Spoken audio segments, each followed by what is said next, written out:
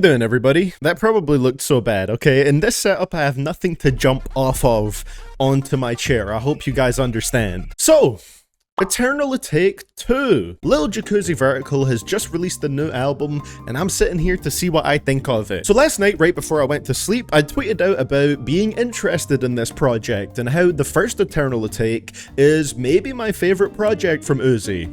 And the general consensus in the replies was, yeah, don't get your hopes up. That maybe has me a little bit cautious going into this. The reaction that my twin CDTV the G did to Eternal Atake is one of my favorite videos of his, God rest his soul.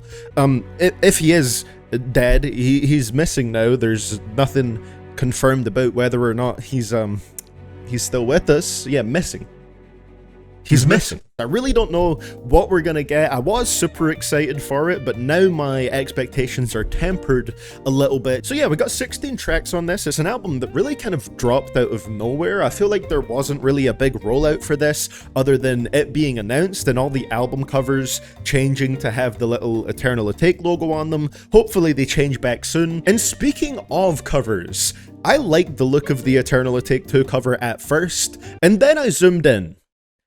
People don't look like that. It sucks that AI is being used for this cover because I feel like you could probably recreate this relatively easily with a little bit of a budget and just real people. So that kind of sucks, but let's just see what we think of the music. This is track number 1. We good. Okay. They said I was lost. They thought I was a dead guy. Was on and off. I would not recommend Nitrous, alright?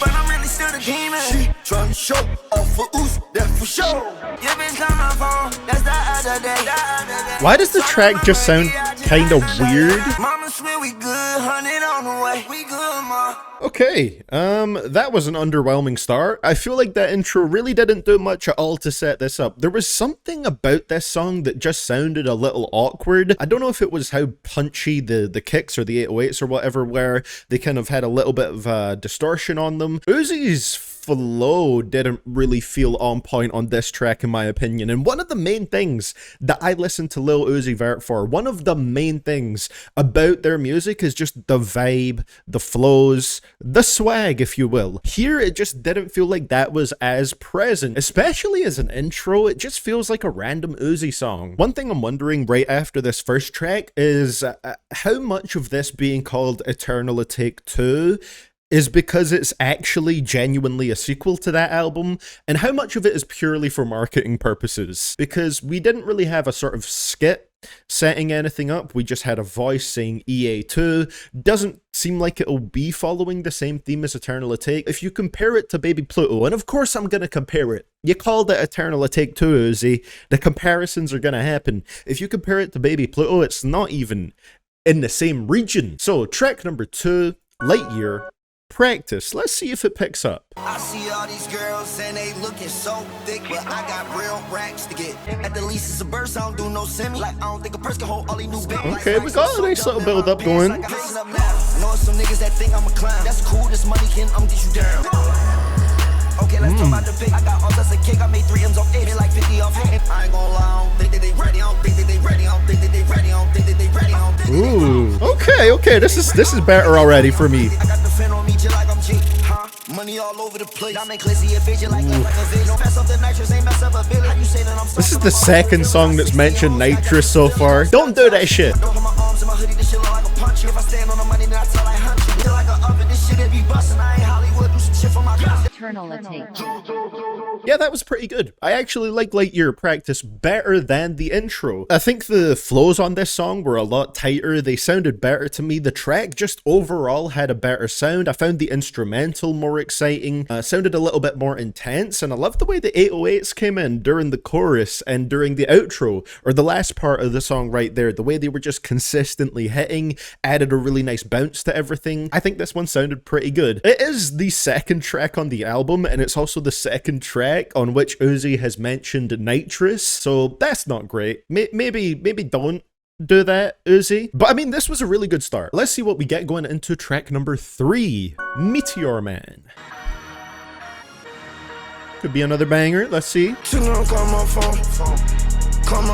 I don't even need it home. I'm just calm. Yeah. I will come. Yeah. Come back or song. Why does the delivery here sound like Lil Uzi Vert is in the process of being possessed by Future, but Uzi is trying to fight back? Swag, yeah. Diamonds, they hit like Ray Lou. Yeah. All of my bottom, my screws. Yeah. Water on me and my shoes. This is I fought that nigga, got dip. I give me touch and nigga get dip. You miss money cause bank gon' flip. What are these weird deliveries on here? The aura's kinda stinking. Why is the outro the biggest vibe across the whole track? Meteor Man. That was something. If the first two tracks talked about using nitrous, the third track was almost like the result of making music while on it. I'm not gonna judge it too harshly based off this one track, but this was pretty bad. Cool outro though. Cool instrumental outro. Let's keep moving through it. Track number 4, Paars In The Mars. Bars. I get ha, right with my thoughts. We going deep voice again. Bitch, I'm turn like ya, bitch, I'm get like ya, bitch, I'm turn like ya. From my home, nigga Peter, I don't even need a hoe. Shit get high, and I'm smoking strong. What the fuck is going on with the sound of some of these tracks? This sounds terrible. Parts of that beat are way too quiet. I get ha, right with my thoughts. I say wah. It's the third song on the album that's been about doing a copious amount of drugs. I say wah. No tricks. I say wah. She from New York, yeah. She get chocolate cheese. Skateboarding in the zoo, yeah. I said wah. Paars In The Mars, another pretty weak one. This is really strange. There has been like a lot of talk about drugs on this album so far, and not that that's necessarily anything new for Uzi, but I just think it's standing out to me here because this sounds like bad music that you might make off of a copious amount of drugs. The hook on this one was really boring. The deliveries just sound so weird. It doesn't have that effortlessly cool sound to it that a lot of Uzi music has. As the sequel to Eternal Atake. So let's see what we get going into track number 5, The Rush featuring Big Time Rush. This should be interesting. Hey, you're not Big Time Rush. Dude, you're not Big Time Rush. We're Big Time Rush. Lil Uzi. Yeah, I get fried, I'm high. Your bitch trying to fuck. We couldn't even reach past the first line of the first verse. I get fried, I'm high. We know Uzi. It's been the topic of the entire album so far. 10, yeah, I feel like Ben 10, yeah, Ben 10, yeah. Okay, we didn't need that much elaboration on who Ben 10 is. Just like Brulee make her creme? Okay, it's better than Sticky Pussy. I'll give Uzi that.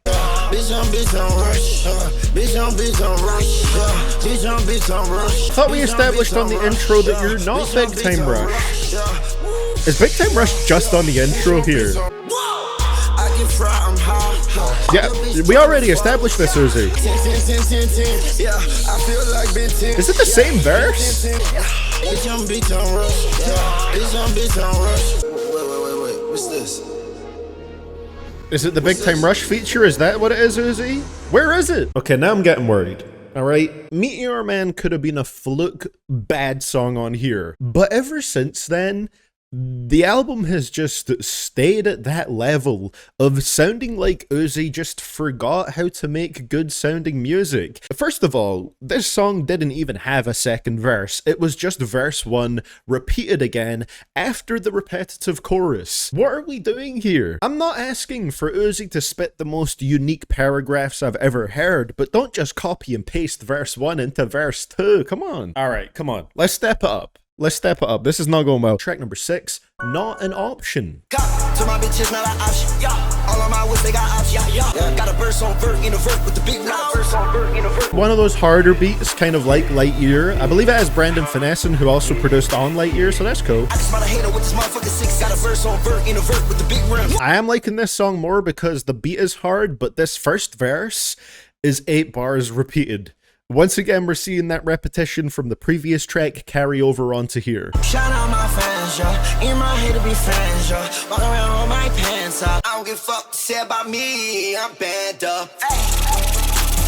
I'm noticing a bit of a pattern here, okay? I'm pretty sure, let me double check on this. Lightyear Practice had Brandon Finessen on the production, and so did Not an Option, and they've been my 2 favorite tracks so far. Not an Option I wouldn't say is as good as Lightyear, but still a better one compared to what we've been getting on here so far. I feel like this is a song where you can see a little bit more of how Uzi used to sound on here. You just had some flows that were a little bit more reminiscent of older Uzi flows. It helps that the production went harder. I think the tracks with Brandon Finessen, if there's any more on this album, are probably going to be on the better end because they've been the only 2 tracks I've really enjoyed so far. What has Brandon Finessen produced before? Oh, that makes sense. They actually produced on Eternal Atake, on songs like Baby Pluto, Low Main, I'm Sorry, Venetia, Celebration Station. All great beats. Okay, track number 7, She Stank. Listen to my 9mm go bang. I ain't fuck this bitch, cause she stank. Yeah, cause she stank. Woo! Is that a sample there?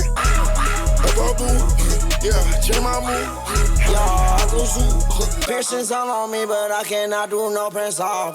All my diamonds rich. That's fair.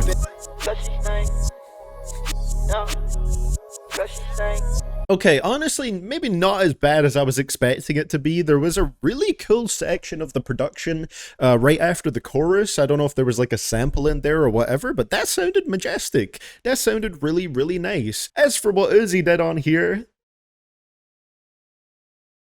it was fine, but this one was over so quickly, and again, it's another one of those cases where I just feel like this production could have been used better. And also the hook for this one is just talking about him not taking someone's girl because she stank. Track number 8, Mr. Chow, reference to The Hangover, has Brandon Finessen production. Okay, let's see where it goes. Yo, if I show my watch, I'm a flex protector. They said turn it down, I can't cause I be smoking loud. I've been running wild. Yeah, when I hear my dance, it make us smile.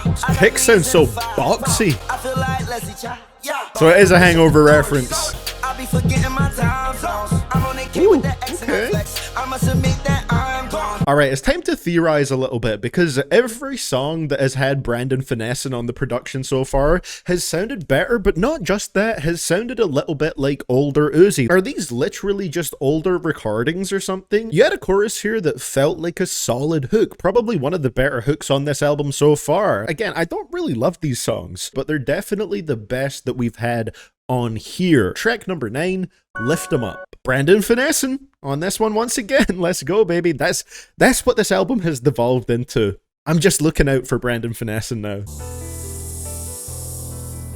Ooh.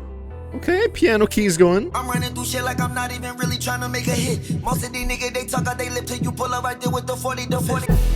Please don't get lift. Wow. Please don't get lift. It's got the same kind of boxy kicks that Mr. Chow had as well. Most of these niggas, they think that I'm feminine, cause I just walk with a switch. Damn, we ran out of. Now, he don't exist. Please don't get lift. Wow. Please don't get lift. Yeah. Please don't get lift. Huh?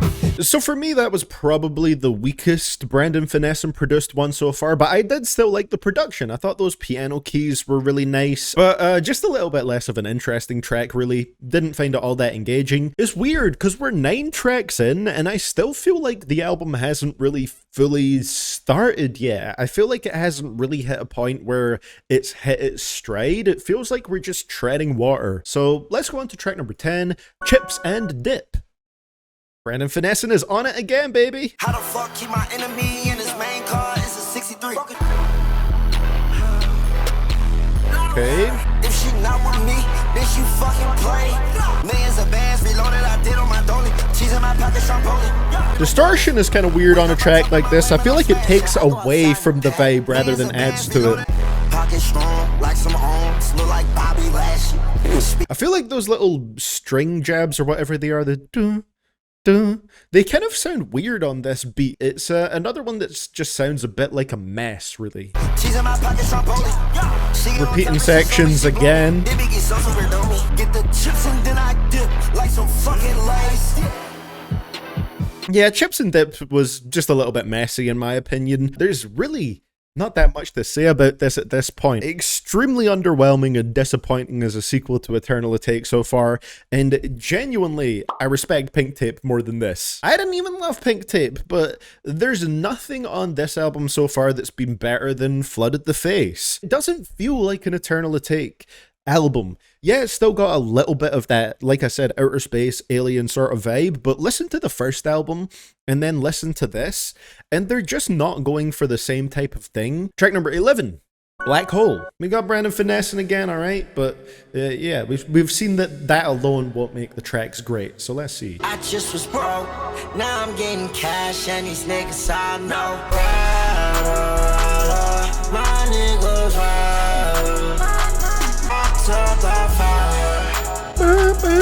yeah, I've been getting guap for a long time. I'm from Philly, but it's still free slime. Got some nudes for you, Uzi. They try to pay me like a lame bro. 20,000 get a band, 30,000 come with angles. Make this big cry. Literally my favorite part here is that little sound effect at the end of the lines on the post-chorus here. That's the best part of this track right here, that little sound. I feel like I've been sold a lie here, man. Eternal Atake to my ass. This song I feel like is one that just could be better and very much should be better. I like Uzi songs that have a little bit more of an emotional sound to them, even if the lyrics aren't particularly emotional. It's just something that sounds a little bit more sentimental and goes in more of that singing direction, which is what this one did with the chorus especially and the post-chorus, but it just didn't connect. Track number 12, Chill Bay. Please don't do the most right now. If I hit you up, please don't go ghost right now. Please don't do the most right now. If I hit you up, please don't go ghost right now. Don't do it to me, don't do it to me. Sliding, I'm on tour right now. Man, I love you, it feels like a chore right now, yeah. Please don't do the most right now. Don't do it to me. Don't do it to me. Don't do it to me. Is this the first catchy song on the album? Genuinely? I know nowadays that's was your safe place. Oh, I know nowadays that I came too strong. If I hit you up, please don't go ghost right now. Don't do it to me. Don't do it to me. Genuinely the first catchy song on the album.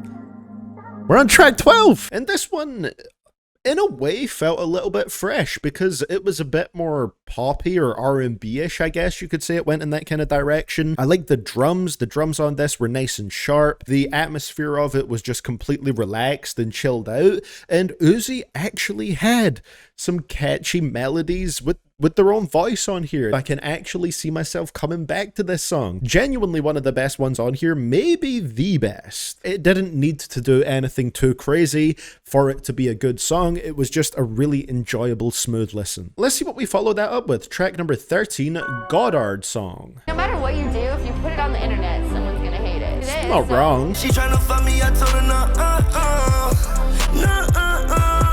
What are we doing here, Uzi? We in the club deep, we're back, way where the haters be. Let's have you know, eat breakfast, little baby, that rule.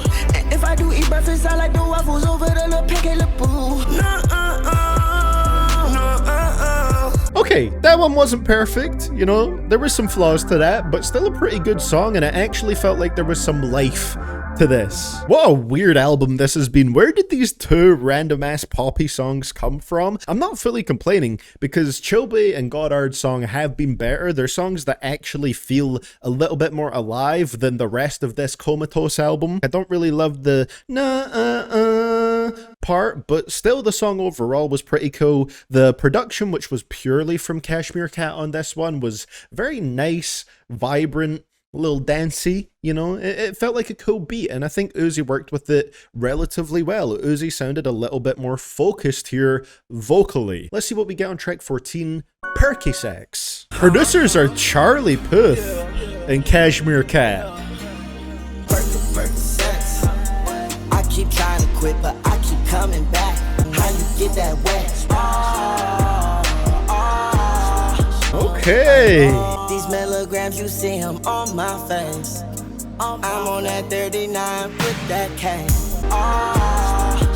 That's the sound when I got you so gone. This track actually, weirdly enough, reminds me of the first Eternal Atake a bit more, because do you remember the section of tracks on there that incorporated more soulful sounds with like the choir vocals and stuff like that? We get that on this one, on a song called PerkySex. It's actually one of the best here. It don't even matter what I do. Hey.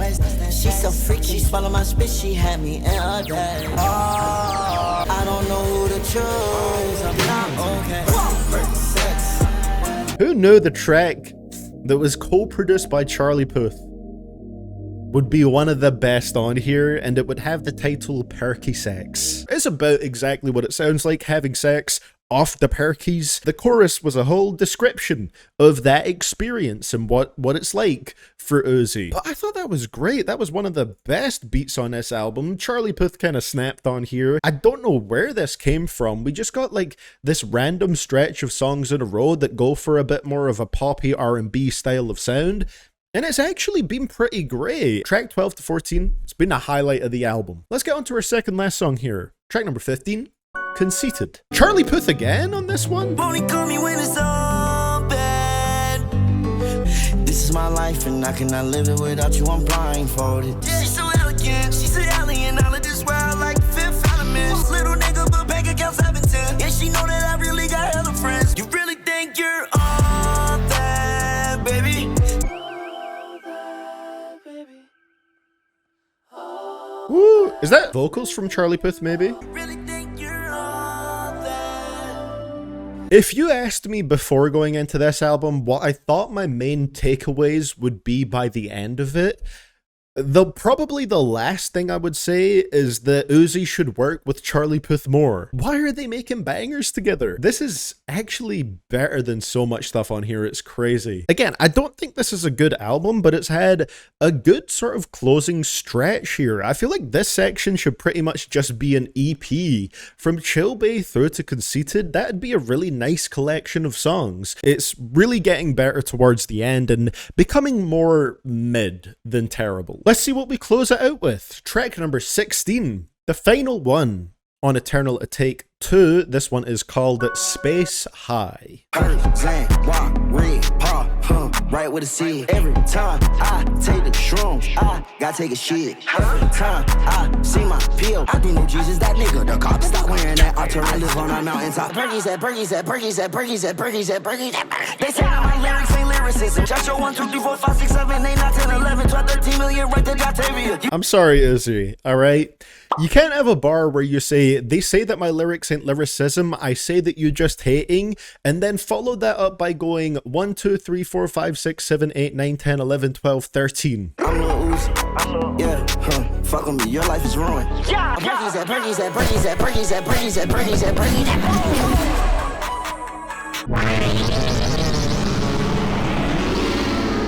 That had a sound at the end that felt kind of like it was a spaceship or like a UFO taking off or something like that, but it feels like a mere suggestion of an Eternal Atake 2 concept rather than actually incorporating it. You know what this feels like? It feels like a warm-up mixtape leading to the actual Eternal Atake 2. Space High brought it to more of like a sort of chill rap track to close it out with, which was very alright. The hook was fine, the track sounded okay, it was a fine closer. So, let's get into my initial thoughts on Eternal Atake 2. This is very inconsistent and very underwhelming as a sequel to Eternal Atake. This really just has a suggestion of being like Eternal Atake rather than feeling like a full-blown sequel. It had an extremely messy and a weird first half, which definitely contained the worst songs on the album, and you could say it picked up in the second half, although I don't even really remember tracks like Lyft Em Up, Chips and Dip, and Black Hole right now. The main ones that are going to stick with me is that stretch from Chill Bay through to Conceited. I feel like that actually went for a pretty cool vibe. It was cruising towards top 10 worst albums of the year status for me in that first half, and I think it just got saved by the closing stretch, but like I said, I'm going to need to give it a second listen to know for sure. If we're talking favorite tracks and least favorites on the album, my favorites right now are Light Year, Practice, Chill Bay, PerkySex, and Conceited. You can tell just from that what my favorite section of the album was, and the worst tracks for me were Meteor Man, Paars In The Mars, and The Rush. If I'm giving it an initial listen rating, it's probably around a 5 out of 10. Maybe just a little bit lower than that, I'm not too sure. I was having a really rough time with it at the start, and it did improve towards the end, but as Eternal Atake 2, man, it doesn't incorporate any of the skits or, you know, this whole idea of Uzi coming across aliens or an alien society. Some people will be happy about that because some people didn't like the skits on Eternal Atake 1. I thought they were short enough and set the vibe nicely enough that I actually liked them. Here, it's like none of that was included really. Pretty terrible as a sequel to Eternal Atake. As an album, I think it's pretty mid, maybe just below mid. So, what did you guys think about this album?